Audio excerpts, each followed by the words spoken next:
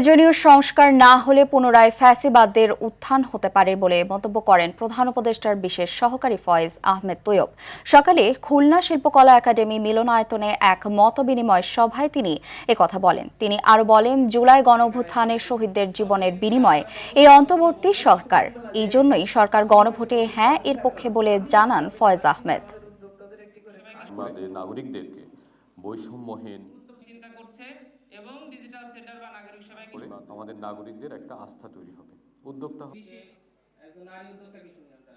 সেই রাজনৈতিক দলগুলো নিজ নিজ অবস্থানে প্রচারণা করবেন, সেটা হ্যাঁ হতে পারে, না হতে পারে, কিন্তু যেহেতু রাষ্ট্রের শৃঙ্খলার জন্য গণভোটের ম্যান্ডেটটা সংস্কারের ম্যান্ডেটের উত্তরাধিকার প্রশ্নে এসেছে, সেজন্য সরকারকে হ্যাঁ প্রশ্নেই নাগরিককে সচেতন করতে হবে। কারণ এটা ছাড়া আমাদের মুক্তি নাই, এটা ছাড়া ফ্যাসিবাদ ফিরে আসবে।